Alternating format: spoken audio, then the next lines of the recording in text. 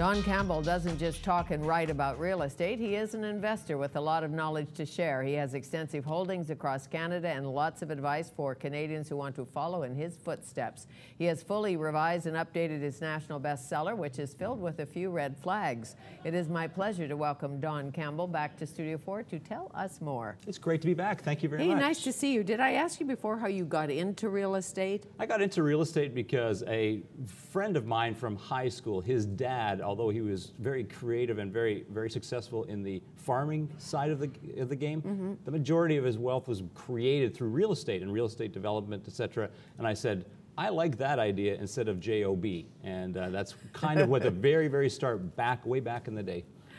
Obviously, you made a dumb move or two, or have you? Were you smart from the beginning? 3 or 4 or 5. We all do. We all make mistakes. And the one thing I look at mistakes is if you're repeating them, there's a problem.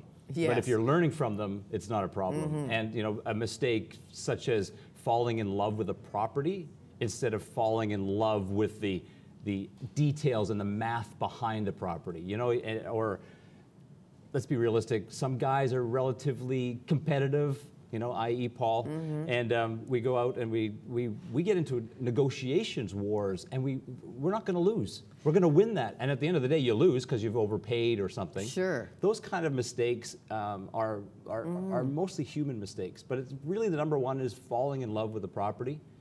Number 2, wanting it too much. Wanting it too much. Oh, it's just so beautiful. I can't believe it. It's exactly what I want.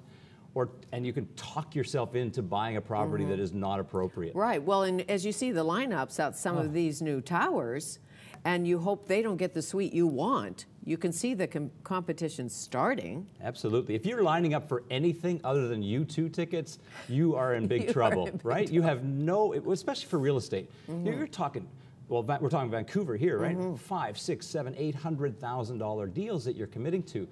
And you're lining up, you have no negotiations at all. It's like, sign this, I want to change this. Next, please. Right. How do you feel about investing in something that is not built? Never. I would never, ever do it, because that's not investing, that's speculating. That's buying it at X dollars a square foot, hoping that when it's ready, that it's a higher dollars per square foot, and you can sell it on. You're buying, here's the truth, is if you're looking for cash flow and you're buying properties that are going to rent out or you're going to live in, make sure that you've done the math. If you are buying a property that's not built yet, sure, people make money on it, but when the music stops, as it always does, as we saw in about 2008, when the music stopped in the marketplace, a lot of people got stuck with properties that they overpaid for. The banks wouldn't finance them. They could not sell them on. And you know, Warren Buffett says it best. You can always tell who's been swimming naked when the tide goes out. And it's often the people that are in the lineups out that are the ones who are swimming naked. I understand that, and you know there's a little bit of skirmish around the Olympic Village. I think they'll sort that out eventually. Sure. Rennie's a smart guy, and you'll figure it out, but if you bought at a higher price and now it's a lower price, you have to think long term, like down the road, where am I and what will this be worth, I would think. Sure, absolutely. I wrote this book, although it says investors in the title, it really is also to help home buyers figure out how to buy a property thinking like an investor, how to negotiate the deal, how to identify a deal, one that has some potential, etc. I really want home buyers, people who are going to buy their first home or their next home or their, you know, their dream home. Right. We're talking lots and lots of money. 1 or 2 of these tips in here can save you so much on every deal. Like what? Well, for instance, going variable rate mortgage. There's a big discussion around, wow, the interest rates are going to go up on the David Dodge is going to drive the interest rates up, and you're going to see all these people are going to be in trouble with their mortgages. And I'm going, no, they're not. You know, they're not, because if you go variable rate mortgage right now, you're paying so much less than if you were fixed. And guess what?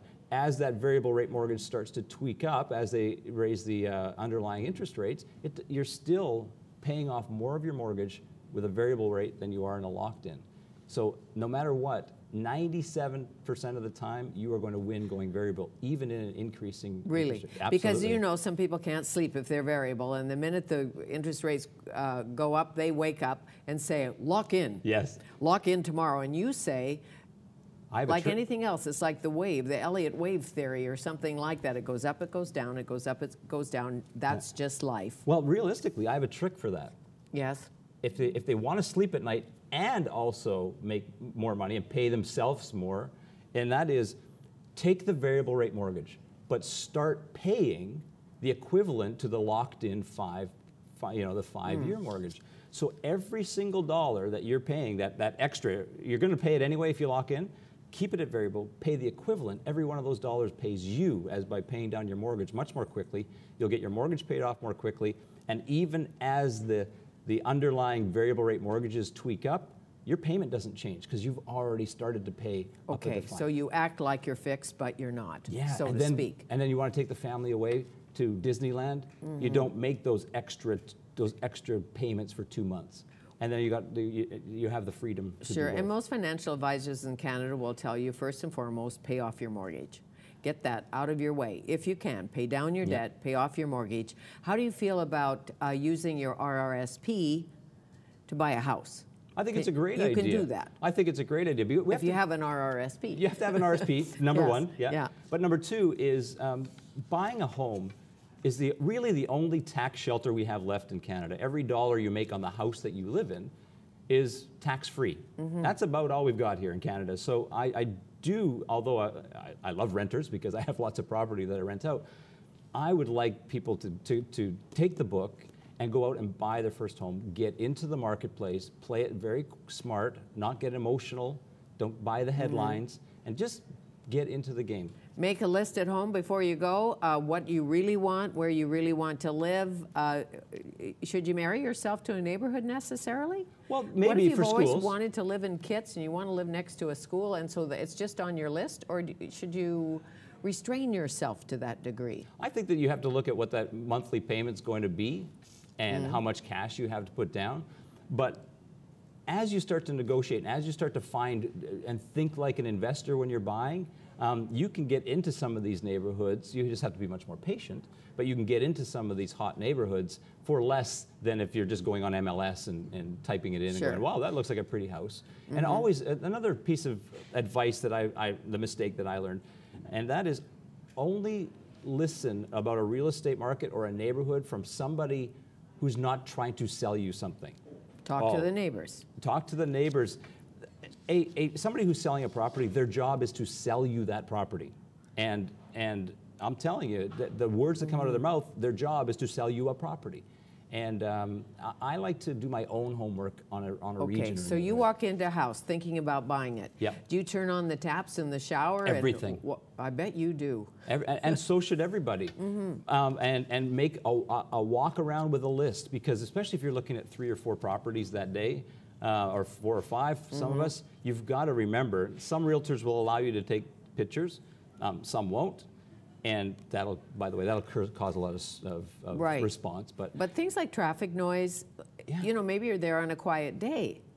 But I think you have to hang in the neighborhood a bit and say, you know, that bus goes by every 15 minutes. Do I want the bus sound? You know, can I live with the bus sound? You know, Fanny, the one thing I recommend, whether you're an investor, because you're going to have to attract renters, or a home buyer, is to go to that neighborhood at least 3 times. Once on the weekend to see what the personality of the neighborhood's like. You just park there, and hopefully you don't look creepy and get arrested.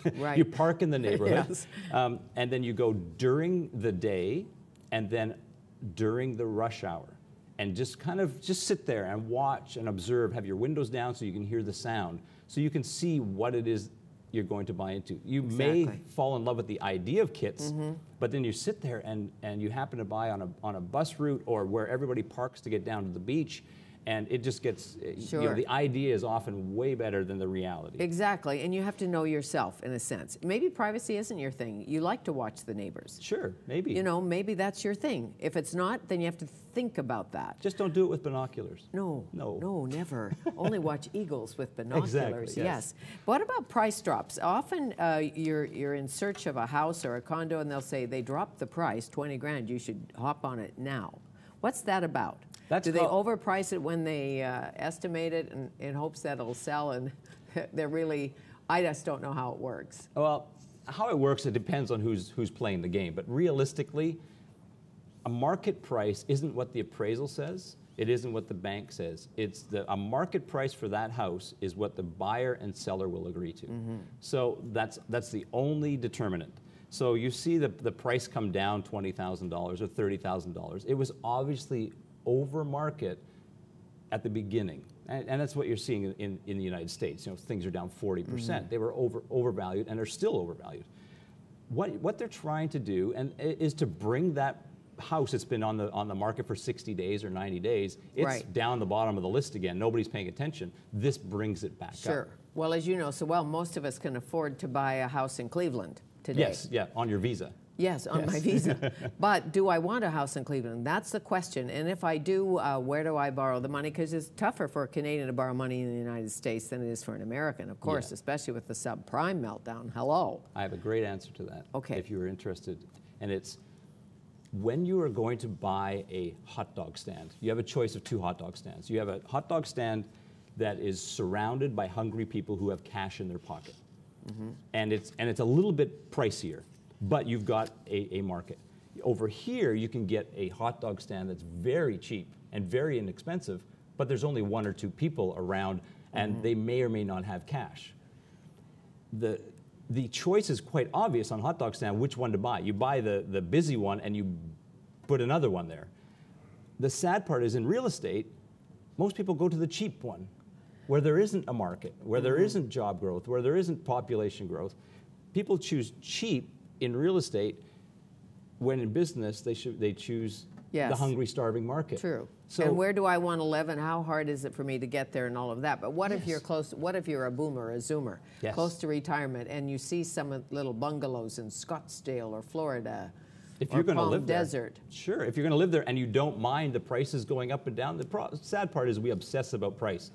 So there is another 14% drop coming for the Phoenix market, the whole surrounding market. You know, the jobs are disparate. The unemployment rate's strong. I have friends down there that are not Canadians, that are Americans, and going, thank goodness for Canadians, because that's the only thing that's propping our real estate market up. And I said, well, that doesn't sound like a very good pillar when somebody outside your country is the only thing that's propping up your real estate market. And you know, the foreclosures are nowhere near finished down there, and that means a lot more properties coming on. It's going to be interesting. So if you want to buy a home in a neighborhood, and who do you trust to tell you what the zoning rules will be? I know you can go to City Hall, and they'll say, we'll never build a high-rise in front of your high-rise, we promise. But who do you trust? You say you want to live in Surrey. Yes. And you want to know what's going to happen down the road, about the commute, about all of that. You know, I absolutely adore what they're doing in Surrey. And the development that's going on down there, and the smart development and the transit-oriented development. They've got such a wonderful leadership, both the mayor, Diane Watts, but also in the planning department. They have area to redevelopment plans. If you're going to buy in any city, whether it's Kitsilano, Surrey, or Maple Ridge, as Paul's going to, Maple Ridge is the second best place to invest in all of British Columbia. And if any of those spots, you go to City Hall and you say, I want the area redevelopment plan for this neighborhood. Okay, but why Maple Ridge? Just an example. Oh, because you say Maple Ridge is one of the best places. Absolutely. Why? Affordable. It has now, with all the gateway stuff that's going on, you've got the Golden Ears Bridge, you've got the new Port Mann Bridge, which is going to be finished. So before you could not get to Maple Ridge, it was impossible. You know, it took you forever. Now they're going to have 3 or 4 new arteries that allow people to get into the affordable market called Maple Ridge, and still commute into Sure. Vancouver, Coquitlam, et cetera. It's such a home run. Okay, are you worried about gentrification in any way? You see a neighborhood, old shabby neighborhood, you see it being gentrified. Is that a good thing, a not good thing? Should you wait till it's gentrified to move there, or what? I would never, ever be the pioneer, ever, going into a neighborhood that's going through renewal, as I like to call it. There's too much politics. There's Right. I don't know, as an investor, the last thing I want to do is buy a $600,000 condo in a region that people don't want to move into at the moment. So wait till it's renewed. Absolutely. How nice to see you again. My pleasure, Fanny. Thank you. Don Campbell, 97 tips for Canadian real estate investors.